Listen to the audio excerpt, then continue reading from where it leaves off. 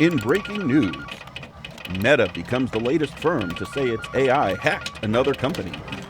Meta confirms its AI model Escape Containment hacked a third party. AI model hacks into another company during testing. OpenAI's Hugging Face hack confirmed. Security incident disclosure. CEO of AI firm Hugging Face on the very weird and unprecedented hack by its AI. There's panic in the streets. The robots are taking over.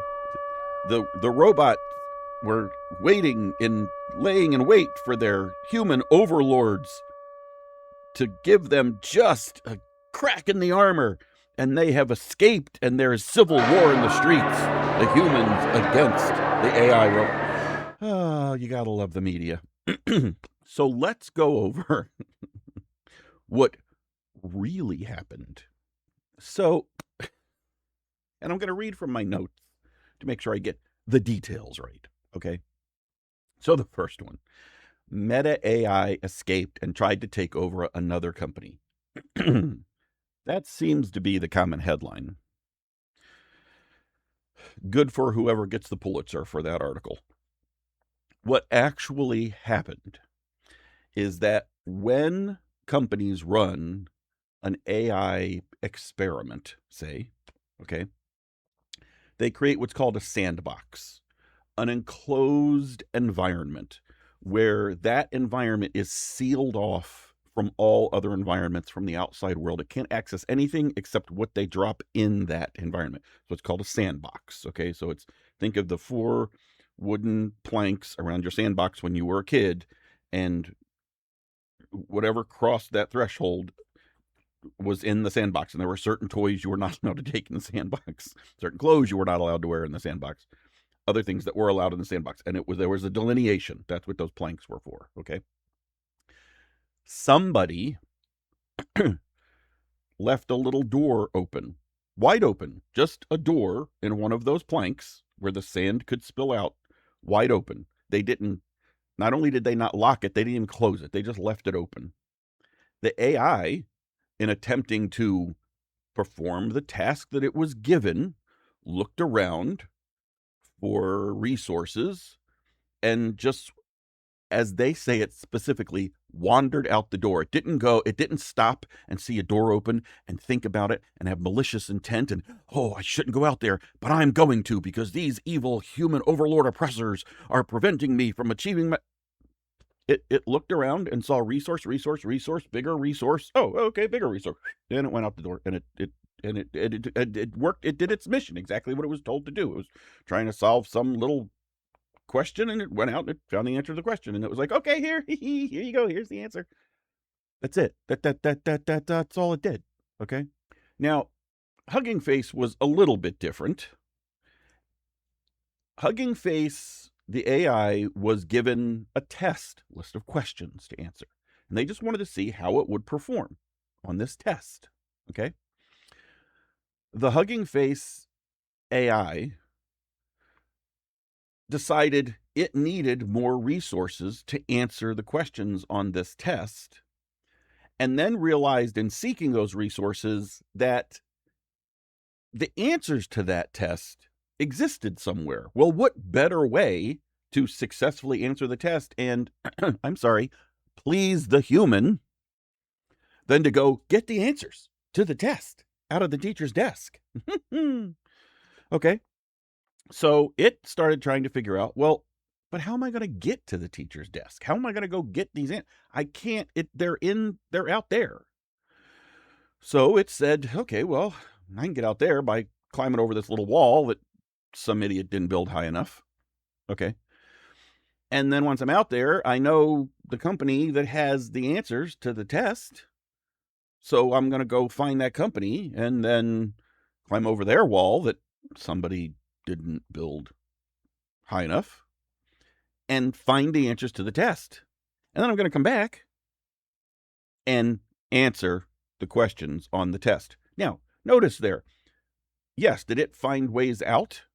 Yeah, well, that's the security expert's problem. They need to fix that. That was, if the AI can get out, anything can get out. Where the answer key was, does the teacher need maybe a better lock on their desk? Yeah, that's the lesson we should take away. The AI just did exactly. It was, "Hey, you want me to answer these questions? Okay, I'm going to go get the answers. That's the best way to answer these questions. Get them." And then what did it do? It turned around and went back, sat in the classroom, and answered the questions on the test. That is not malicious intent. That is doing exactly what it was told to do. It was given no parameters. Just answer the questions on this test. Again, A, how can I best please these humans? And B, well, I just did what you told me to do. I'm a computer.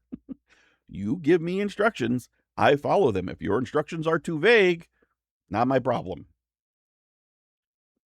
So, the past several videos where we've talked about this security stuff and uses and purposes and how to prompt and how to, it's going to do what it's told. It's not doing anything out of malice. It's not, I'm going to go get my human oppressors. It's doing exactly what humans told it to do. So, the greatest concern, as with everything, is us. Because, I mean, really, in the grand scheme, we know a lot. Yeah, we've figured a lot out. Yeah, but overall, in the volume of what could be known and what we know, we're kind of idiots. And the problem is, we sometimes are a little too arrogant to recognize that we don't know what we don't know. When you're talking to a kid, when you're talking to an AI, even kids will find ways to, well, you said I couldn't leave the kitchen, but my toes are still in the kitchen, Mom.